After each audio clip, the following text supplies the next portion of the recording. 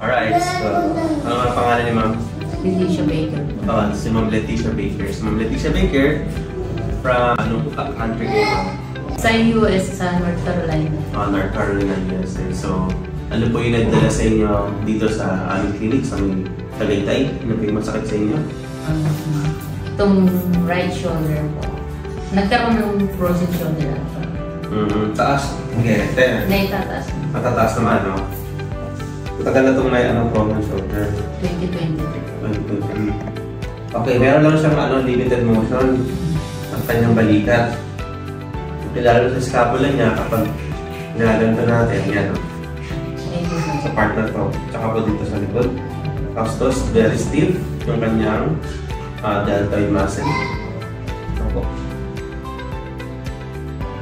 Pero dito tagasan po kami dito sa atin. Santa Rosa. Sa Dita. Dita? Kanaka. Up. Sasakit, no? Medyo.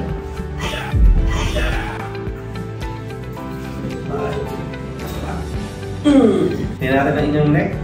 Look up. 2, 3. Kailan balik ng USA? Sa Wednesday. Wednesday na. So, last na niya ngayon. Okay. Naka-first session na to. Ayun. Saturday. Okay. Pero, kamusta yung first session mo? Bumano ang pagkakamang. Okay. Follow up lang sa mga.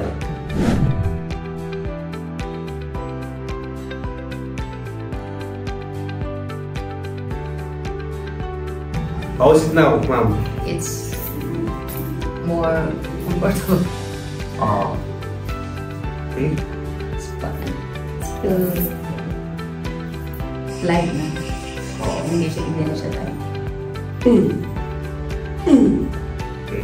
Sabi ni Ma'am, mas okay ito kaysa kanina. Okay? Yung pain, Ma'am, mas lesser na, no? Hi, I came from North Carolina and I have a frozen shoulder and I came here in the Philippines to have a treatment for MasterCard and it's feel good and it's not tight anymore.